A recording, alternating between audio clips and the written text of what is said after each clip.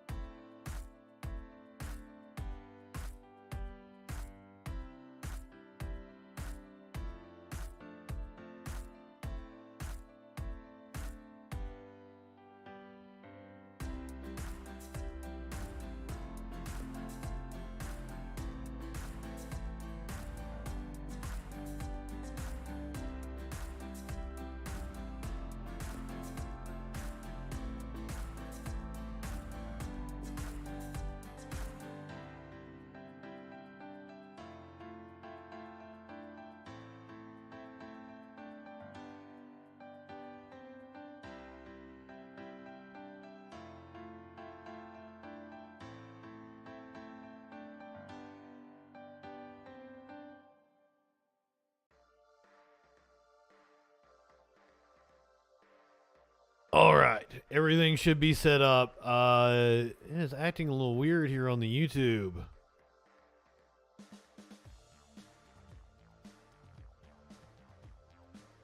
Here we go. This is the Wisconsin Senate debate. The Wisconsin Broadcasters Association and its member radio and television stations are pleased to welcome you to this U.S. Senate debate. Tonight's event originates from Milwaukee, Wisconsin, at the studios of Milwaukee PBS. We have a team of broadcasters from communities large and small across the state involved in bringing this debate to you. Tonight's debate continues the WBA's long-standing commitment to excellence and public service.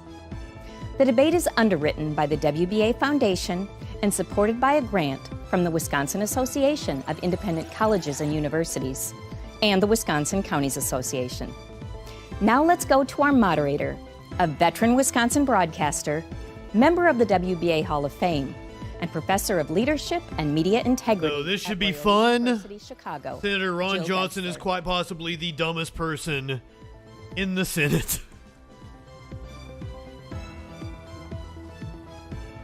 Good evening. On Tuesday, November 8th, Wisconsin voters will decide who will be their U.S. Senator for the next 6 years. Our goal tonight is to help you make an informed choice as you hear from the two major party candidates, incumbent Senator Ron Johnson and Wisconsin Lieutenant Governor Mandela Barnes. The candidates have agreed to the rules. For each question, they will be told the length of time they have for responses, either 1 minute or 30 seconds. They and I can see countdown clocks. When they hit their time limit, I will advise them. If they continue, I'll note it, and their microphone will cease to work. If YouTube is really giving us a hard time here. candidates fail to answer a specific question or change the subject, This is a replay of a debate that took place just about an hour ago. Yeah, I'm trying to make sure that doesn't happen. Let's let YouTube get ahead just a little bit. exercise the moderator's option to call that out and give them just 30 seconds to give a specific answer. Please note, this debate will provide an additional service for voters. Many complex issues require deeper context and verification, especially when charges and countercharges are. I said Senate, not Congress, didn't I? Shorthand terms are used. We might have to go down to thanks 480, to guys. all I'm sorry. Because I can't take this. Debates data team, we will be providing you links to additional research materials about our key topics. To read more about a subject, follow the link you'll see on screen or follow the WBA on Facebook or Instagram or Twitter. Our hashtag is WBA. Not my fault. Now, the order of response for the first and last question was determined by coin toss. And with that, let's begin with the first question from a member of our question team, Kim Murphy from WITI in Milwaukee. Now, you're seeing her picture, despite her... It's not my internet, warlord. It is YouTube. Protocols. So she's asked her teammates to present her questions for her. So with that, let's go to Dale Ryman of WSAW in Waukesha for Kim. Thank you, Jill. Good afternoon. Good evening, gentlemen. We want to start with the topic of marijuana legislation. This news just coming out yesterday that President Biden is pardoning thousands of Americans convicted of possession of marijuana under federal law. He says it's a dramatic step toward decriminalizing the drug and addressing charging practices that disproportionately impact people of color. What is your position on the federal legalization of marijuana? Senator Johnson, we'll start with you, and you have 1 minute. Well, good evening. First, I want to thank the Wisconsin Broadcast Association and the Wisconsin Public TV station for hosting this. I also want to thank the panelists for participating. I hope the questions will be fair and balanced and really focused on the issues that really impact Wisconsinites, so we can have a good discussion on 40-year high inflation, record gas prices, skyrocketing crime, an open border, and the flood of illegal drugs. Talking about drugs, marijuana. I think it ought to be a state-by-state decision.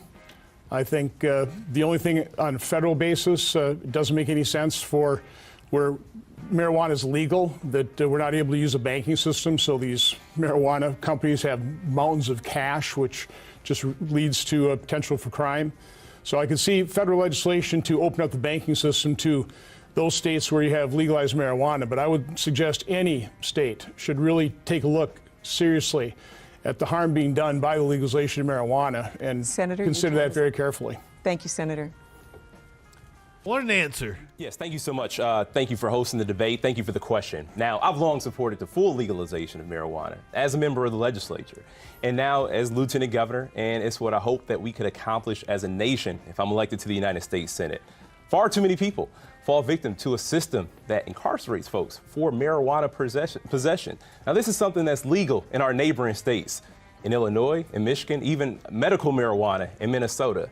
Those states are receiving huge benefits because of the revenue that's generated from the legalization of marijuana.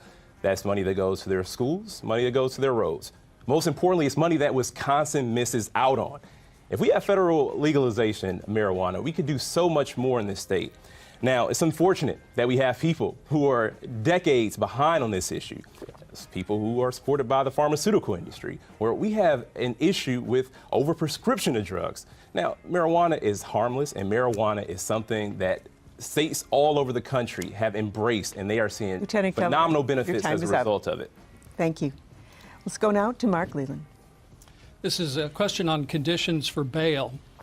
The trial of Darrell Brooks got underway this week in Waukesha County. He's charged with killing 6 people in the Waukesha Christmas parade after getting out of jail on bail. The case has raised the issue of which pretrial defendant should be kept behind bars. A bill introduced in Congress last year discourages states from making the payment of money a condition for pretrial defendants to be released from jail. It details how defendants with access to money can buy their way out of jail while poorer defendants remain locked up. Would you agree that conditions for keeping a defendant locked up should be based on whether the defendant is a threat to public safety and or likely to fail to appear back in court, and not the ability to pay bail? Lieutenant Governor, we'll begin with you. You have 1 minute. Thank you so much, and I really appreciate this question because it has been sensationalized and it's also been mischaracterized.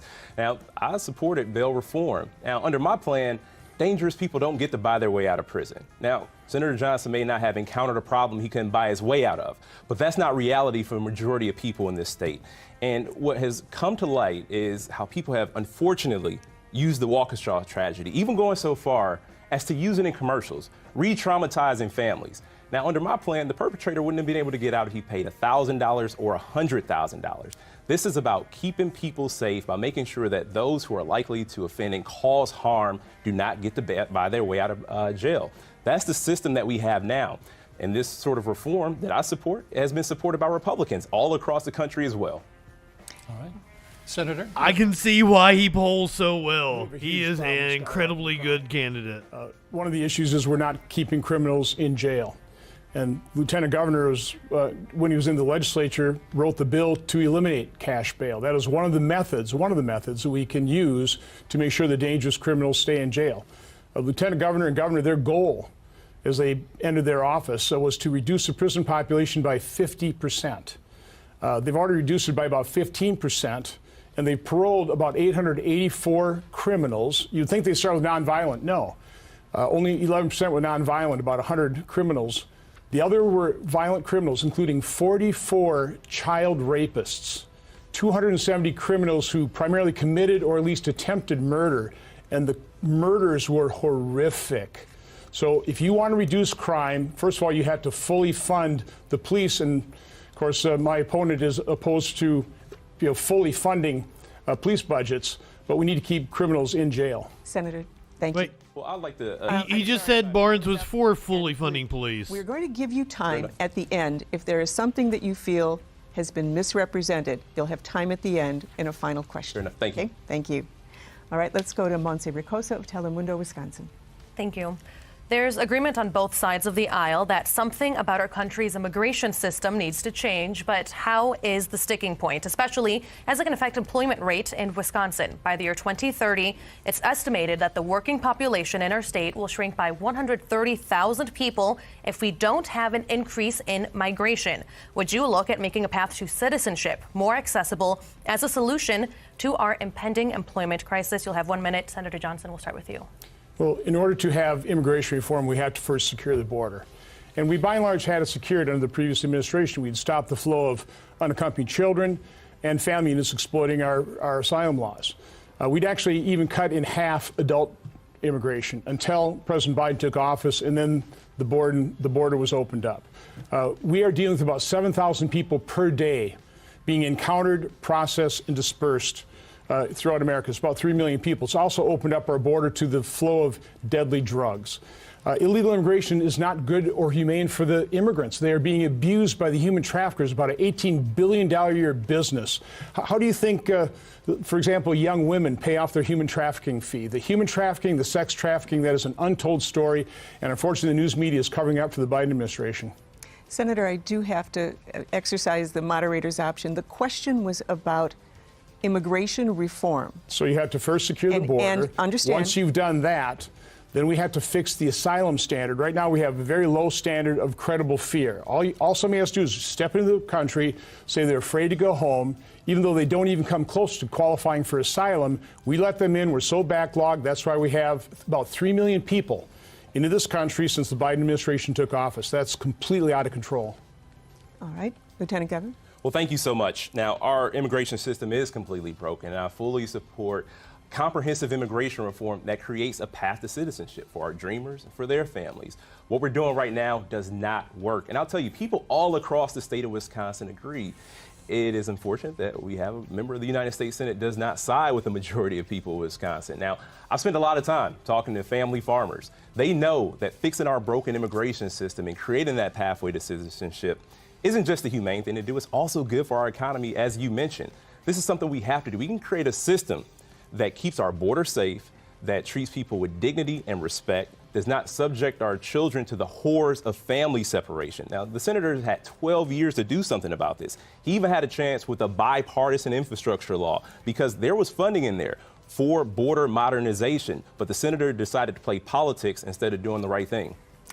Thank you very much. Let's go to AJ Bayatpour from WKOW in Madison.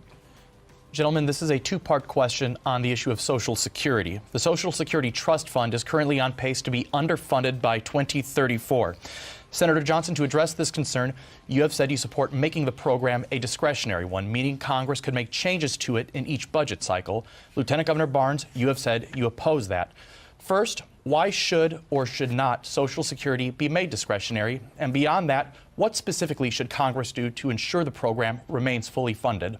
Lieutenant Governor Barnes, you'll go first. You each have 1 minute.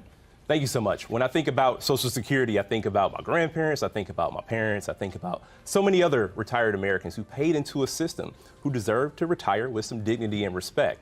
Now, it's unfortunate that Senator Johnson said that Social Security is a Ponzi scheme. There was even an instance where he called Social Security candy. He called Social Security candy. This was keeping people who have worked their entire lives afloat. And the threat to take that away from them does not sit well with me, along with most other people. Now, what we need to do is not just make Social Security solvent. We should strengthen Social Security. We can do that by making sure the wealthy pay their fair share. We need to make sure that billionaires are paying more into this system. Now, the senator goes on about the deficit, but he had no problem blowing a $2 trillion hole into the deficit by passing the 2017 tax bill that gave $215 million in tax deductions to his biggest donors in a single year. And he wants to put Social Security and Medicare on the chopping block. He's in it for his wealthy donors, not working people. Your time is up, but just to be specific, let me exercise the moderator's option. Should it be reviewed each year? It should not be discretionary spending. Okay. It should not be discretionary spending. Senator? So let me make myself very clear. I want to save Social Security. I want to save Medicare. The greatest threat to Social Security and Medicare is the completely out of control deficit spending and our growing debt. We've added $7.5 trillion of new deficits over just the last 3 years. That is the greatest threat. That is what has also sparked inflation, 40-year high inflation. Do you realize that a dollar you held at the start of the Biden administration is only worth 88.3 cents? If you were a senior, fortunate enough to have a little nest egg, let's say $100,000 for ease of calculation, that $100,000 that you had at the start of the Biden administration is only worth $88,300 because of the out-of-control deficit spending. What I've been saying is we should be looking at all spending so we can prioritize, and Social Security, Medicare would be at the top of the priority list. I've never, ever said I would cut it. No, the Republicans were deficit spending. The Democrats have cut the deficit. Sir? All the candy. Projected. Lieutenant Governor, this is his time, and I'm going to add a little time to that to once again, you have proposed reviewing Social Security rather than having it be what's called an entitlement, which means she gives me Claire McCaskill vibes. I was talking about we have part of the reason we're $31 trillion in debt now is because we separate mandatory versus discretionary spending. Right. We don't even look at 70% of the budget. And so we spend like drunken sailors on the other 30%. We need to combine everything, look at all of it, so we start prioritizing spending. We can't afford, for example, to spend $369 billion on the Green New Deal fantasy that, of course, the Lieutenant Governor But back to entitlement supports. Versus review, your position. Pardon? Back to whether or it's not an entitlement. We have to honor entitlement. those promises, but the greatest threat to those promises is the out-of-control deficit spending. All right, thank you, Senator. Let's go to the next question, Monty Ricosa. Oh, I'm sorry, my mistake. Let's go to the next question with Brad Williams from WISM Radio in La Crosse. And our question is about what up, Brad? Wage. Many Americans continue to struggle to make a living wage. When it comes to the federal minimum wage, you both have said you support an increase in the minimum wage. Given the rise in inflation... He looks British to me. Specifically, what dollar figure would you support setting the minimum if one can look British? Why? And Senator Johnson, you're first. You have 1 minute. Well, I said I would consider possibly increasing it to a certain extent. They may be indexing it toward inflation. I think you'd have to be very careful because when you increase the minimum wage, you can also eliminate jobs. So I think a strong economy is the best approach to this thing. I really don't like the federal government getting involved in doing price fixing on anything, and that includes wages. If you have a strong economy, which we had under the previous administration, you had plenty of jobs and you had rising wages. I think something like $2,000 to $4,000 per year is what the average family increased their wage by. So that's the best thing, is have the marketplace take care of it rather than government set a minimum wage, which then starts eliminating jobs. And of course, it doesn't do you much good if you have a higher minimum wage and you don't have a job, then you have a zero wage. Lieutenant Governor Barnes. Thank you so much. Now, the senator threw out a figure with a nest egg and inflation. Let's just say it was right. Now, the reality is people have been making $7.25 since 2009. That's the last time the federal minimum wage went up. Wisconsin still has a $7.25 minimum wage. I've long been a proponent of a $15 minimum wage.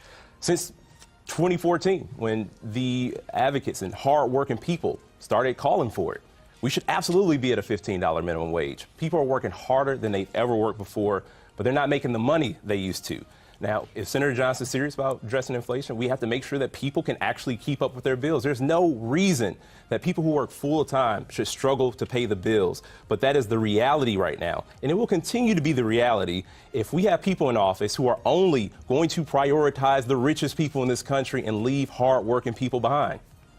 All right, let's go to the next question to Monse Ricosa of Telemundo. I'm going to ask a series of questions on abortion. Let's I'm start not high with enough for this General shit. one. Here in Wisconsin, since the overturning of Roe v. Wade, we are governed by an 1849 law that bans all abortions except in the life of a mother. Polls say over 60% of Wisconsin residents oppose the overturning of Roe. Lieutenant Governor Barnes, you have said you disagree with overturning Roe v. Wade. Senator Johnson, one of your ideas is to allow citizens to vote at a state level, but just this week, the Wisconsin legislature gavelled in and gavelled out, rejecting the opportunity to allow such votes. So let's talk specifically about what you would do at the national level regarding abortion. Lieutenant Governor Barnes, you have 1 minute. Thank you so much. Well, I'm an only child, but I'm not my mother's only pregnancy. Before I was born, my mother had a complicated pregnancy, and she had an abortion. She shared her story because she wanted others to know that they aren't alone and that it was her decision to make, not some politicians. And every woman should be able to make that decision. And doctors shouldn't have to live under the threat of being criminalized for helping women through their most difficult decisions. Now, the senator called the overturning of Roe versus Wade a victory. He celebrated the Dobbs decision. And he said that if women don't like the laws of their state, like the 1849 criminal abortion ban we have here, he said they can move.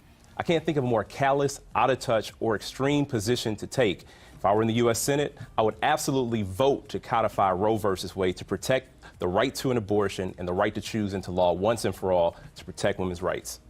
Thank you. Senator Johnson. Well, as Justice Alito said, this is a profound moral issue. And it shouldn't be decided by 9 justices, not 535 members of Congress, and quite honestly, not even 132 members of the Wisconsin State Legislature. What we should do, and by the way, the most extreme position... He's the lieutenant governor. No limits on abortion whatsoever. Allowing an abortion right up So to... he's already won statewide office. Governor supports. So what I've recommended is let we the people decide with a one-time, single issue referendum that asks the decision that we need to come to a decision on, which is at what point does society have the responsibility to protect life in the womb? We all agree that society has responsibility to protect life, but at what point does society have the responsibility to protect life in the womb? I want we the people to decide that. I would have one vote like every other Wisconsin citizen. Your follow-up? Let's get into some specifics regarding how the overturning of Roe impacts other areas of reproductive health. Some women have concerns with a Senate composed of 3/4 men making these decisions for them. What are your thoughts on when life begins, specifically as it relates to birth control, the morning after pill, and additional embryos created through IVF or in vitro fertilization? Senator Johnson, you have 1 minute. Well, I've laid out all these answers to these questions on wisfacts.com, so you can refer to that. But I obviously support birth control. Wisfacts. I thought he said wish facts. 2 children through gestational surrogacy. So I support all those things. I would never, ever consider charging a woman who had an unplanned pregnancy. But I lay it all out there on wisfacts.com. I've been very transparent about this. This has been a divisive issue for 50 years because 9 justices... All at waxfox.com. And it didn't solve the problem. So the best thing, and that's why I support overturning Roe v. Wade, is to turn it back to the states where we the people can make that decision. Again, the question that has to be answered is at what point does society have the responsibility to protect life?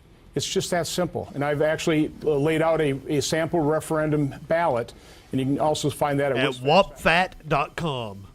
Lieutenant Governor Barnes.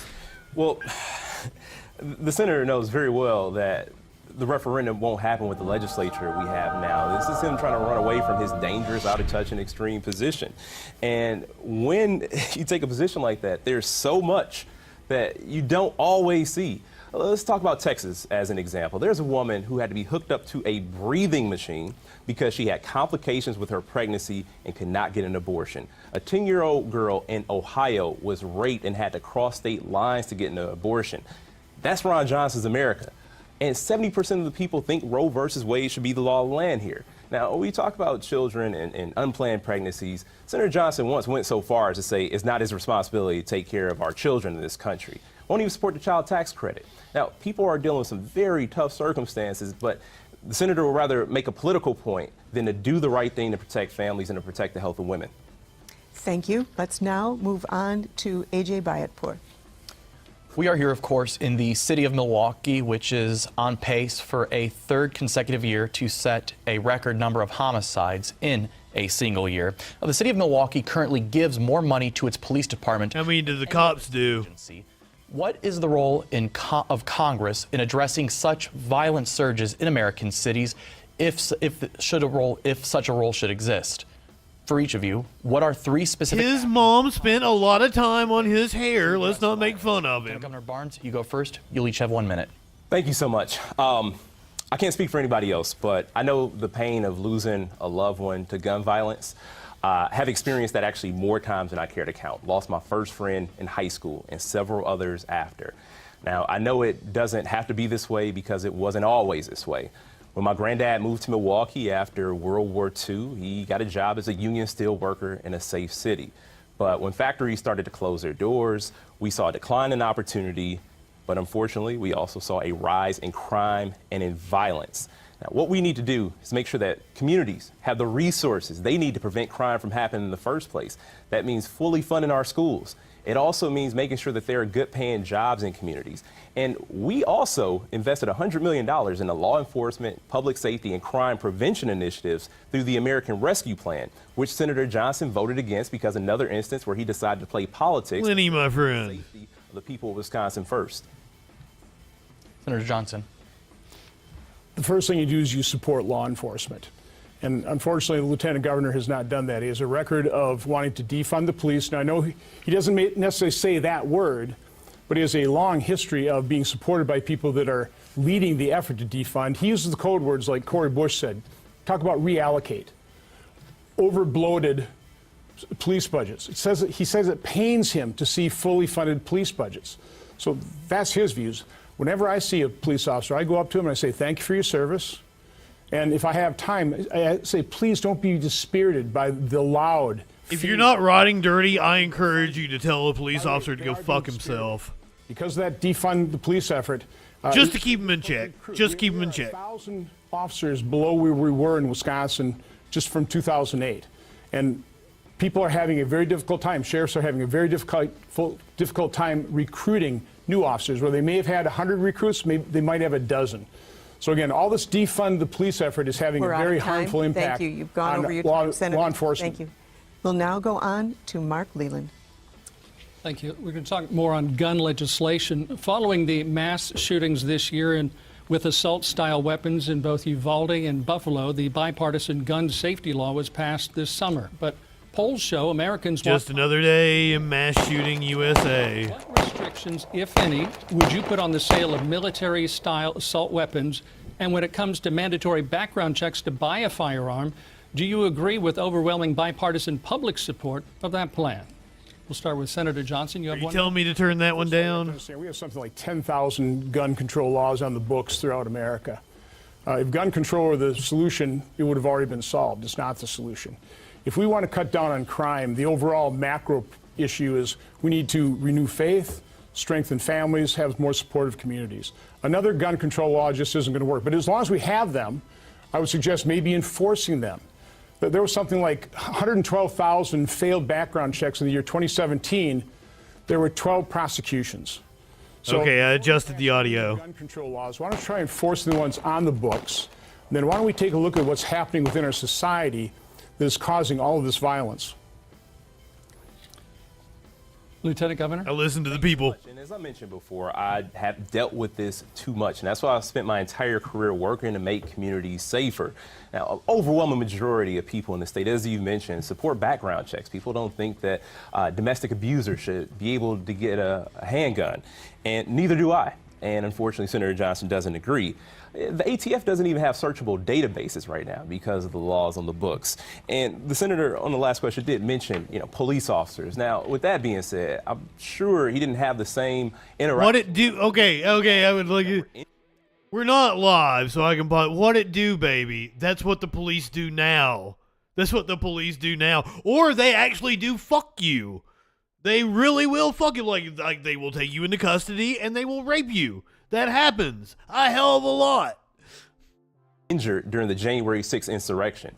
One officer was stabbed with a metal stake, another crushed between a revolving door, another hit in the head with a fire extinguisher. So when we talk about respect for law enforcement, let's talk about the 140 officers that he left behind because of an insurrection that he supported. Now, with that being said, there's so much more we need to do to keep guns out of the hand of violent criminals. Lieutenant Governor, just once again, for specifics, the questions were about background checks. Oh, I absolutely support background checks. I support it as legislator, support it now as lieutenant governor. And we need senators who support background checks. We need senators who aren't bought and paid for by the gun lobby. Senator Johnson received $1.2 million from the gun lobby. That's why he can't be trusted. That's why he's going to make up every excuse about why we can't do anything. He was elected to do a job. This is what he's supposed to do, help keep us safe, but he refuses to because the gun lobby is propping We're him at up. time. Thank you. All right, let's move on now. We're going to take another question. Barnes is slick. Is from Kim Murphy, who can't be with us tonight because of COVID protocols, but it's going to be asked on her behalf by Dale Ryman. Thank you, Joe. I want to talk about the Electoral College reform. After the January 6th assault on the Capitol, the effort to present a false slate of electors from 7 states, including Wisconsin, a bipartisan group of 32 senators has proposed the Electoral Count Reform Act. The key provisions include identifying a single conclusive slate of electors, affirming the role of the vice president, raising the objection threshold, and protecting each state's popular vote. Lieutenant Governor, we will go to you first for 1 minute. Do you support this bill? Well, we all saw what happened on January 6th. We also saw every conspiracy theory peddled. We saw the senator attempt to send fake electors to the vice president. Senator's involvement lasted a matter of seconds. That matter of seconds ended up with a whole day assault on the Capitol. They threatened to hang the vice president. Now, we have to do as much as we can to protect our democracy. The very first plan my campaign put out was a democracy and accountability agenda. Now, the senator doesn't seem like a democracy because it has not been working out for him. But the reality is, if we modernize our electoral count system, we can prevent something like this from happening again, and we can restore trust into our electoral process. People don't trust the process because we have folks elected to high office who will spend their time trying to overturn an election, trying to cast doubt into a free and fair election, which election observers said was the most secure in our lifetime. This is what a good candidate in a reddish swing state looks like. I want to remind everybody that when I got back to my office on January 6th, because I was not impacted by what was happening in the Capitol, I didn't know what was happening until I turned on the TV. I immediately and forcefully and have repeatedly condemned it and condemned it strongly. But I've also condemned the 570 riots that occurred during the summer. So many people ignore those. The Lieutenant Governor has made excuses for those rioters, say, well, what do you expect? They're frustrated. If you want to talk about rioting, we should take a look at what happened in Kenosha. The day after the first night of rioting, when the used car lot was set on fire, instead of trying to calm things down, the Lieutenant Governor gave a press conference and he said it felt like vendetta was carried out against one of our community members. He incited the riot. He and the governor didn't provide the manpower to stop the riots. So if you're going to focus on a riot, why don't we focus on 570 riots, 2,000 police officers injured? Your time is up. Dale, you have a follow-up. Yes. And Bud is a much better candidate than Ron Johnson. Ted Budd from North Carolina that we watched earlier. He was visiting Wausau. They're saying the exact same things. Bud was way better at doing it. 6th, when he resisted pressure from former President Trump to overturn the election and refused to accept the slates of fake state electors, including some that were offered to him by Senator Johnson's office. He said he acted out of respect for the U.S. Constitution. We'd like for you both to go on the record. Did the former vice president do the right thing? Senator Johnson, you can go first. You have 1 minute. First of all, let me clear things up here. I had no idea when I got a call from the lawyer from the President of the United States to deliver something to the vice president. Did I have YouTube a staff member that could help out with that? I had no idea what it was. We'll go down to 360. Why do you keep doing this to us? What it was. Wow. Barnes is too pretty to look at in 144p. I'm assuming it's just because a lot of people are watching this particular video right now because it just happened.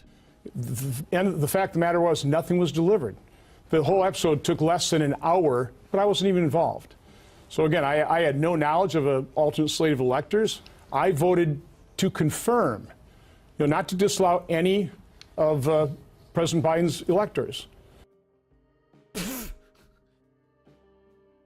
Damn, YouTube. So from my standpoint, this is a non-issue, but I know it's being... We'll take this to another browser.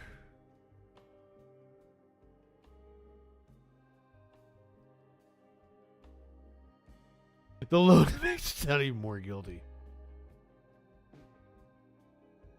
Oh, we're Modzilla could be the culprit over here with 3259.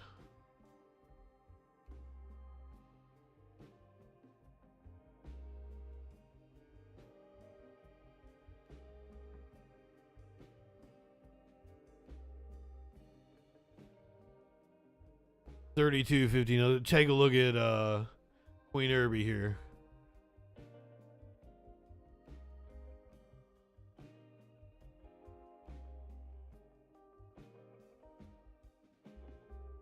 My apologies for this.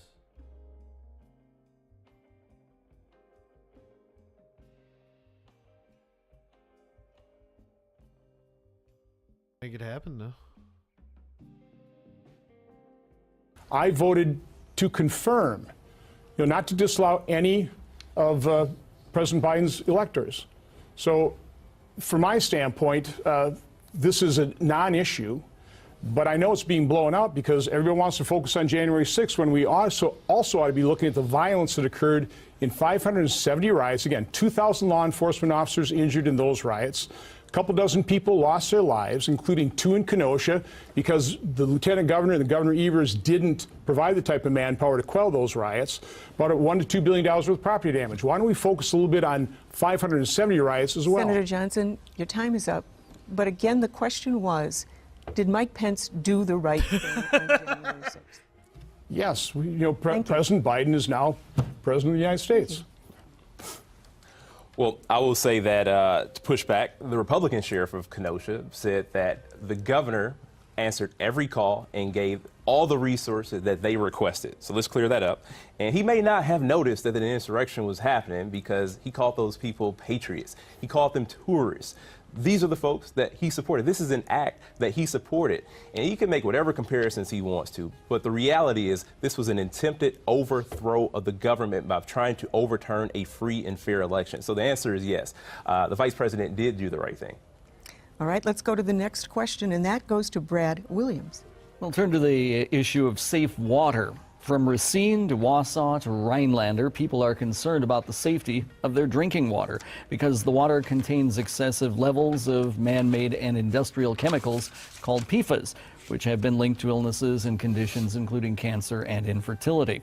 For example, hundreds of families on French Island... Like seriously, you Google generic British man and somebody that looks like this dude pops because up. Of high levels of PFAS in their well water. The cost of supplying clean water has been shifted to families and local governments. What should Congress do to provide financial relief to towns and families affected by this pollution? This question first goes to Lieutenant Governor Barnes. You have 1 minute. Well, thank you so much.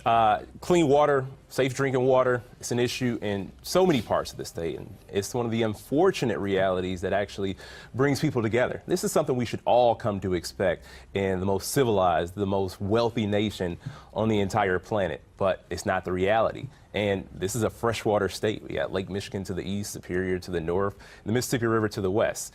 And I have spent my time in the office of Lieutenant Governor working on clean water issues. In fact, 2019, the governor declared it the year of clean drinking water. Now, we've issued a number of grants, but we need help and support from the federal government. We should also talk about lead lateral lines in cities across Wisconsin as well, which the bipartisan infrastructure law went to go fund. Now, this is another instance that the senator voted against the interests of people. He voted against our health and safety, whether it's PFAS contamination or lead contamination. Lieutenant Governor, once again, more specifically, what, if anything, do you think needs to be done at the federal level? My apologies.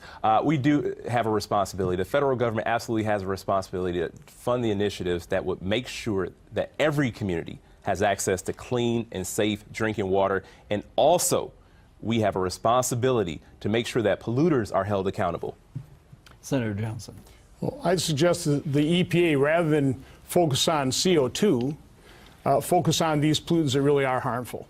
And for example, rather than spend $369 billion, which is what is going to be spent or allocated based on the Inflation Reduction Act, which is a very Orwellian named bill because it won't reduce inflation, it'll probably further enhance it.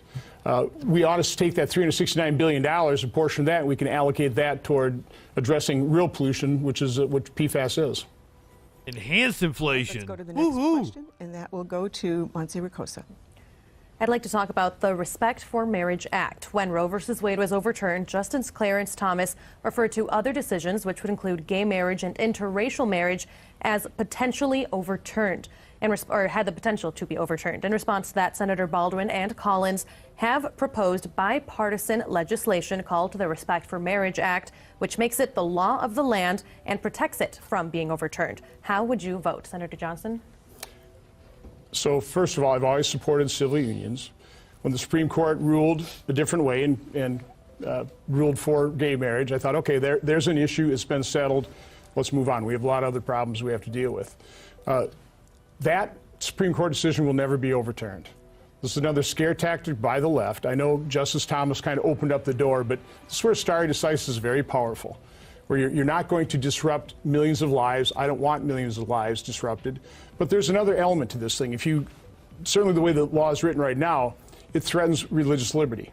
So before I would ever consider voting for that bill, I would want to see very strong protections for religious liberty. We've seen what happened after the Obergefell decision. You had people starting to sue, for example. I'm not high enough for this shit. One in the Supreme Court, but they're right back after her. Super dumb, I would assume. So I would need very strong religious liberty protections.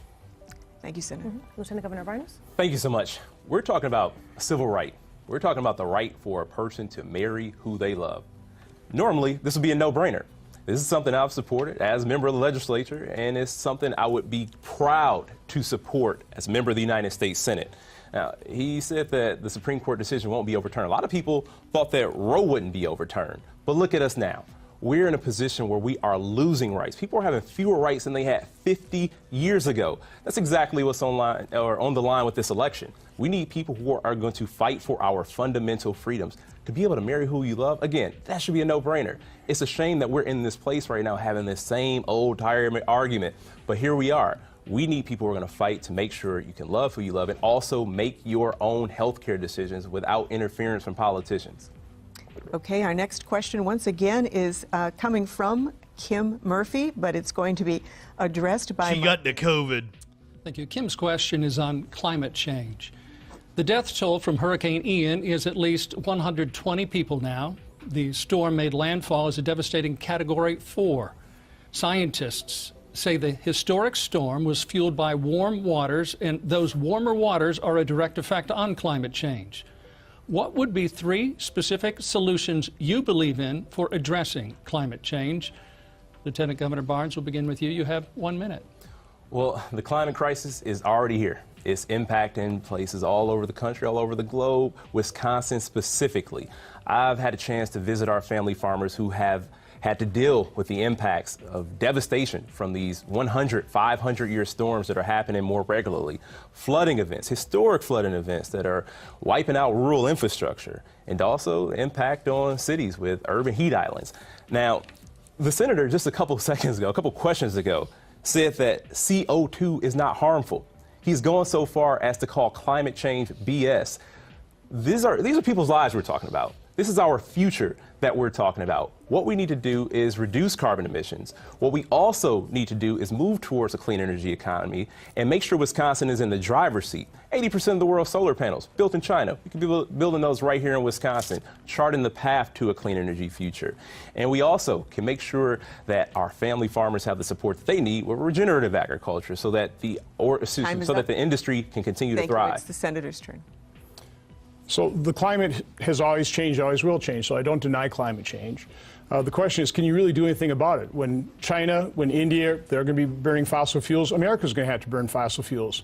80% of our energy comes from fossil fuels right now, and that's not going to change anytime soon because wind and solar are not reliable. They make our grid very unreliable. The reason you're paying now more than $4 a gallon at the pump is because of the Democrats' war on fossil fuels. Again, it's this green energy in terms of converting over to electric vehicles. We don't have the rare earth minerals. We can't build the batteries. One of the things we're seeing down in Florida is those electric vehicles are starting on fire. They're exploding. So there are a lot of problems here. So we have to focus on how we use fossil fuels responsibly. We simply can't afford spending hundreds of billions of dollars trying to solve a problem that's not solvable.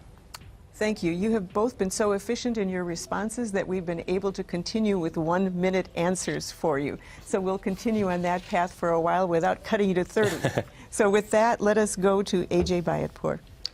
There are two more debates, possibly. They've tentatively agreed to a third debate, but it hasn't been scheduled. Do you think it is fair or not to forgive it could have been this past week $1,000 in student loan debt? I might not be up to date on that information. Senator Johnson, you'll go first. I think it's grossly unfair. And I think people who never went to college or people that scrimped and saved and sacrificed and paid off their student loan are not particularly happy that a group of people who voluntarily entered into a loan agreement now get that. It's really not forgiven. It's just transferred onto the back of other Americans. By the way, ever since the federal government loan program, those student loans have exploded, as has the cost of college. Since the 1960s, when we started keeping track of this, the cost of college has increased at 2.7 times the rate of inflation, largely because we're throwing so much money into it. I mean, what is so different about what colleges and universities spend their money on than the rest of society? What's different is the federal government has fueled that rise in college costs, so we ought to focus on that. But no, this is grotesquely unfair for people who never went to college or paid off their student loans. Lieutenant Governor. Thank you so much. I actually got a family member, Dennis. Hope he doesn't mind me using his name, but he didn't see college as four-year college as his path in life. He went to the trades. He became an electrician. He's making a great living right now. And it's important for us to think about the other paths people choose in life. Now, the deeper problem is that college is absolutely unaffordable. Costs continue to rise. We can go back to one of the older questions about the minimum wage. Costs continue to rise, especially with college.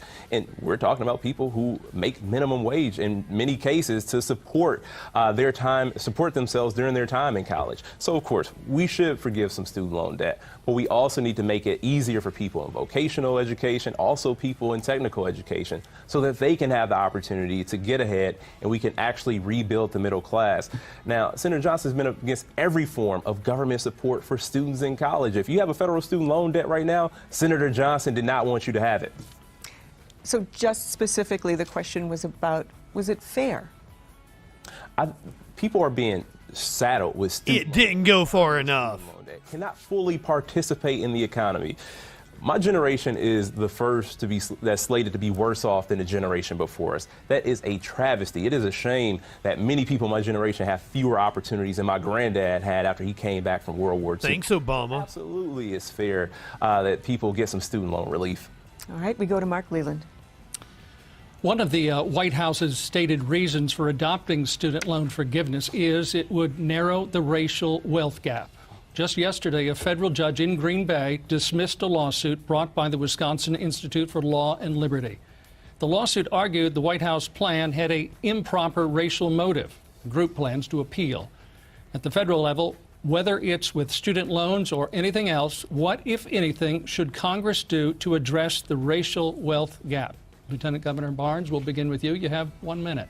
Well, absolutely. And as I mentioned earlier, my granddad moved here after World War II. He got a job as a union steel worker. And that's the story of a whole lot of black men in the city of Milwaukee. And again, when those opportunities dried up, there was nothing really that came in to fill the void. And we saw, again, those rises in crime, which also led to rises in incarceration, so many other devastating results because of deindustrialization, because of offshoring, a practice that has been supported and championed by Senator Johnson. He says offshoring makes sense, ignoring the toll that it has taken on communities like right here in the city of Milwaukee. We need to do more to make sure that there are good paying jobs in communities. We need to do more to make sure that our low income schools are fully funded. We need to do more to make sure that every single person in this country has health care. That's what helps us close these gaps we've been experiencing along racial lines. All right. I am told by the official timekeepers that we can now move to 30-second questions. Senator Johnson has a minute. Senator Johnson, my apologies. I think you're aware of my JILSA project.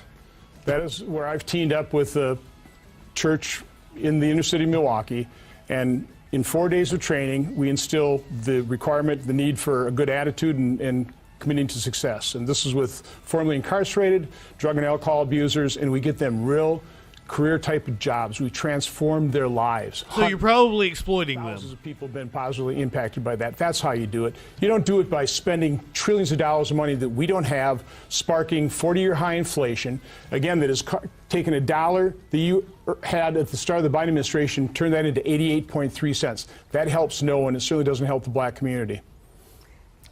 You have more time on your minute if you would like to go the other thing we shouldn't be doing is letting loose 87,000 IRS agents on middle-class families, because that's what's going to happen, Lieutenant Governor Barnes. Deja vu here. Right. We will now move to our 30-second questions, and my apologies for stepping on your response there. All right. We now go to, let's see, Mark Leland. No, I'm sorry, it's Brad Williams. He pulled Turning the to the Biden. Supreme Court. Come on, Following man. recent rulings, surveys have shown public confidence in the U.S. Supreme Court is at its lowest level in years. Critics of the court have suggested changes, such as replacing lifetime appointments with term limits or expanding the court beyond 9 justices. They have also proposed more strict ethical oversight of the High Court because of conflicts of interest. Would you support any or all of these ideas for court reform, and why? We start with Senator Johnson. You have 30 seconds. Well, the reason people are complaining is because they're leftists themselves. They're biased media. They don't like it when you have a Supreme Court that has conservative justices that actually just apply the law rather than try and alter it.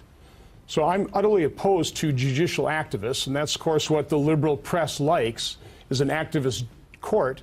And so when you finally have gotten conservative justices, and by the way, I vote for conservative justice knowing full well that I'm not going to like some of their decisions because they're going to apply the law, not alter it. Lieutenant Governor.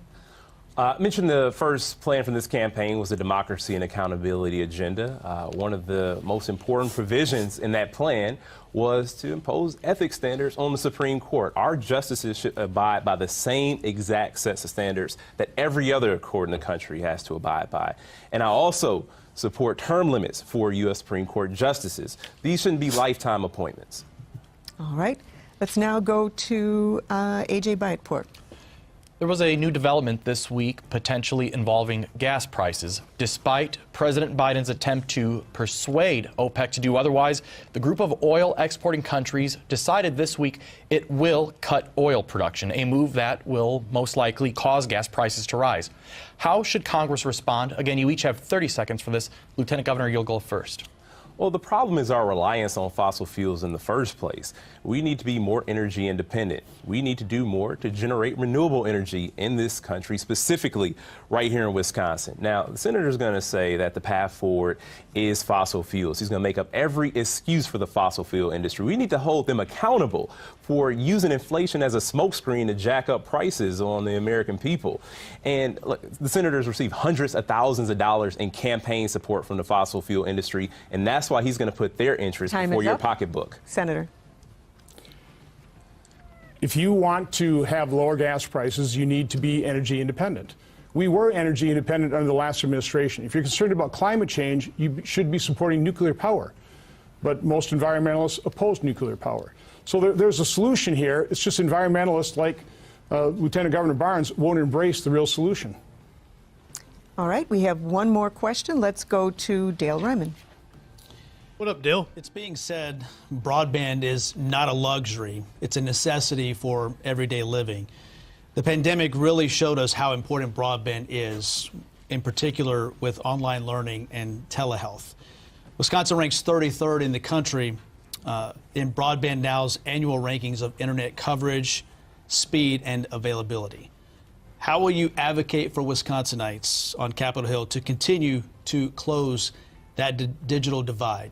Senator Johnson, we'll start with you first, and you have 30 seconds. So I have a pretty strong record here. I've supported the Connect America Fund, and that allocated hundreds of millions of dollars here. Also, to get proper mapping of broadband, and that resulted in about $10 billion over 10 years of federal funding to expand broadband here in Wisconsin. So I'm completely aware of the crucial need for broadband, and I've supported it, and I've gotten federal funding for Wisconsin as a result. And specifically toward the future, we'll continue to do so? Well, yeah, precisely. Thank you. Lieutenant Governor. Well, I'm proud to say that our administration has invested historic sums of money into broadband expansion. I've held a number of broadband roundtables across the state, and we all hear the heartbreaking stories of students having to go to a fast food restaurant parking lot just to get connected during the pandemic. I've heard stories of people outside of Walsh who had to actually go to a funeral home because that's who had the best Wi-Fi. Now, one of the best opportunities to expand broadband in this state has been the bipartisan infrastructure bill, another bipartisan piece of legislation that Senator Johnson voted against because he wanted to put politics first. Your time first. is up. And we are at our last question, which we promised you would give you a chance to perhaps clear up some misconceptions. Dale? Gentlemen, so during this debate or in campaign ads, you have heard things said about you that you believe are just plain wrong. In this last question, we want to give you the floor to set things straight.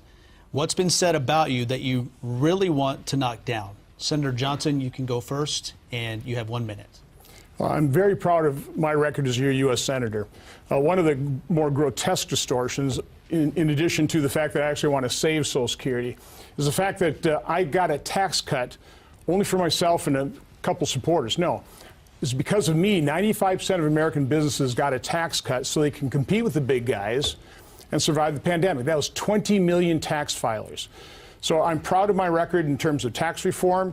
Again, allowing people to compete with the big C Corps as well as survive the pandemic. But my right to try legislation, that is saving people's lives. My Joseph project is transforming lives. And my background, my experience, 40 years of working in the private sector, I'm not sure what the Lieutenant Governor has ever done in terms of a job in the private sector. I know his mom's a teacher, his dad worked third shift. I also work third shift. So I know exactly what it's like to work in a factory. I know what it's like to work shift work. I know what it's like to create jobs because I've created them. I don't believe he has. Thank you, Senator. Lieutenant Governor. Well, I actually embrace one of the characterizations in one of the ads that they put out, either Senator Johnson or one of his allies. It ends by saying, Mandela Barnes, different. I embrace that because we don't have enough working class people in the United States Senate. The Senate is broken. Senator Johnson is one of the worst parts of a broken system, a person who has been in it for himself and his wealthy donors. Sure, if you're a multimillionaire, he'll look out for you. But if you're a working class person, it might not be so easy. That's the unfortunate reality. People are continuing to be left behind, and that's exactly why I'm running right now. Our lives and our livelihoods are on the line at this very moment. Our seniors have to live with the threat of Social Security and Medicare being cut. Working people have to live under the threat of their jobs being shipped overseas. Women have to live with the threat of their most personal decisions being interrupted by politicians. That's what's on the line right now. But I believe better is possible. I believe hard work can pay off, and we can give everyone a fair shot at the American dream. We'd like to thank both of you, and we'd also like to thank the teams that have helped us tonight. So we're going to thank A.J. Bayatpour, Mark I think I enjoyed the quality of question in this debate far more than the last debate. Brad Williams, and our data team who's been working behind the scenes to give you information so you can read more about it. Barnes crushed it. Debate website. I think Beasley was... To find those, obviously, you can look them up. Unsure of herself early on, and She really closed it out. The North Carolina race is really important because it's an open seat. It would be a pickup for Democrats. The Wisconsin race is really important because it would also be a pickup for Democrats. So we have debates all this week. I think Tuesday night is the only night we don't have a debate we're going to cover. On Monday, it is J.D. Vance and Tim Ryan in the Ohio Senate race. On Wednesday night, it is Lake and Hobbs in the Arizona governor's race. On Thursday night, we get a doubleheader again. Hopefully it's not at the same time. Damn. A second debate between Ron Johnson and Mandela Barnes, which we just watched. And we get Tudor Dixon and Gretchen Whitmore in the gubernatorial race in Michigan. And then October 14th, that's Friday. I hope this one still happens. It's supposed to be Democratic incumbent Senator Raphael Warnock debating Trump-endorsed Republican nominee and abortion having denier Herschel Walker, who is apparently also a deadbeat dad and tried to murder an ex-wife or ex-girlfriend, thought he worked for the FBI, said he ran a successful chicken company. I really, really want to watch that debate. So, full week of debates right here on the Troll Patrol. We're going to take a commercial break. Then you're going to see the countdown for the Friday Night Freak Show. If you're watching on YouTube, it should auto-roll you over to the Freak Show feed. If not, click on my name, go to my channel, and tune in for the Friday Night Freak Show with special guest co-host August Aguilera.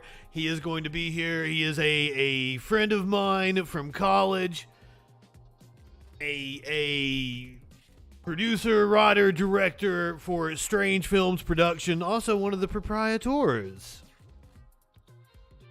He will be with us here momentarily, right after this commercial break.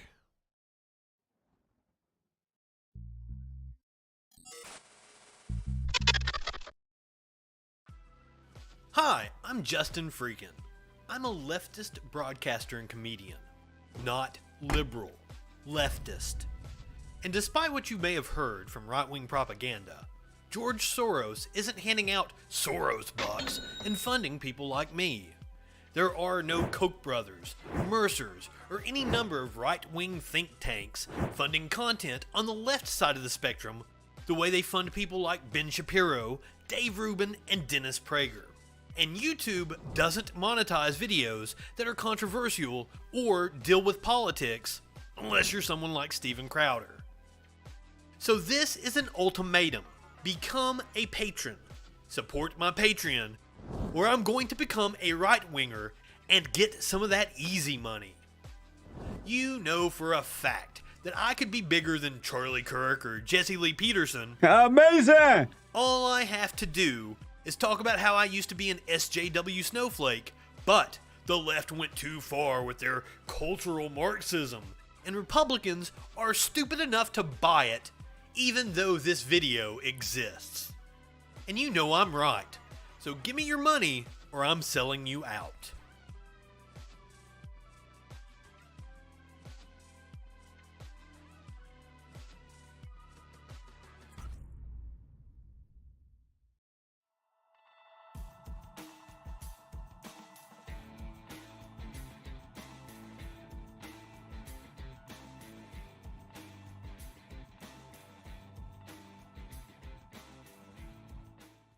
We live in turbulent times. The media is full of deception, conspiracy theories, and fake news.